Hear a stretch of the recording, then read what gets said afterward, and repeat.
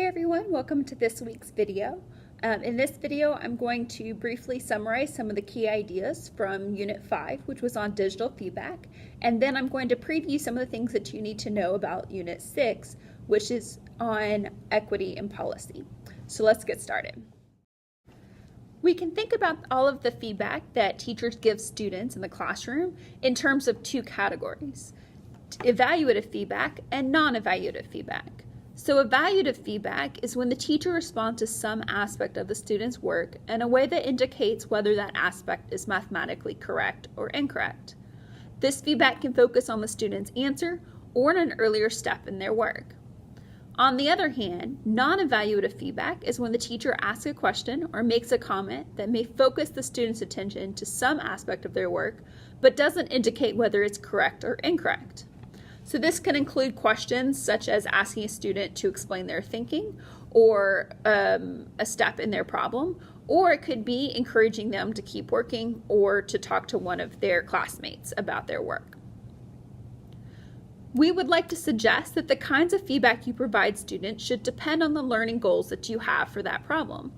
For example, if your learning goal is to have students work on their problem-solving skills or explore some mathematical idea, then you might want to think about providing students with non-evaluative feedback that focuses their attention and allows them to continue working on the problem.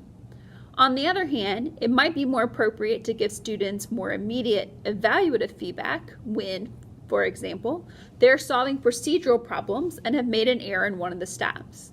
So, we encourage you to reflect on the types of feedback that you are giving students in the classroom and whether it supports your intended learning goal.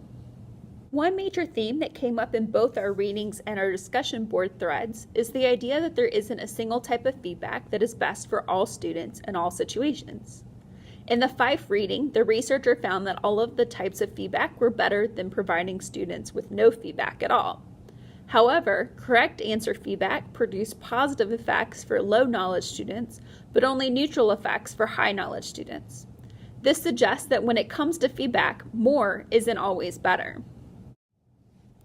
Both of the blog posts that y'all read for Unit 5 focused on immediate digital feedback that evaluated the student's answer as correct or incorrect. Dan Meyer's blog post brought up the idea that immediate evaluative feedback can result in students guessing or changing aspects of their work without really understanding why. However, there's another type of immediate digital feedback, which I'll hopefully experience in the Desmos activities.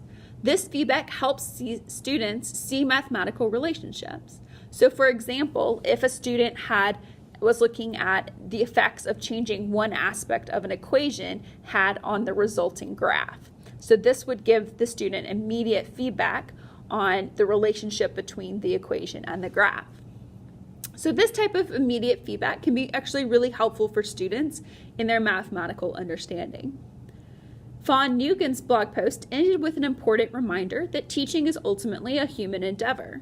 So, even when students are able to see math dynamically, it is still important for the teacher to ask questions and make sure that students understand the intended mathematics. With that said, we certainly encourage you to continue exploring ways to utilize technology as one of the ways that you provide students with feedback in the classroom. Okay, now let's take a quick look at Unit 6 on policy and equity. This unit has 2 sets of reading, one on using standardized data to inform instruction, and another set of articles on testing and equity. There are also 2 discussion board threads where y'all discuss the key ideas from the readings. As a reminder, we would really like y'all to make your first post in each of the discussion boards sometime this week, and then return to the discussion boards again next week to follow up on other classmates' ideas. Since we know that this can be a particularly busy time of the year, we will not have an assignment this unit. This should also hopefully give you a little bit more time to engage in discussion in the 2 threads. We also have only one more unit left in this course, so we would really like to get some feedback from y'all regarding what lingering questions you still have about assessment in the classroom. The deadline for the personal reflection is due next Wednesday, November 8th, in order to give us enough time to read your lingering questions and use them to plan the final unit. As always, feel free to contact Sam or I if you have any questions about the course or assignments.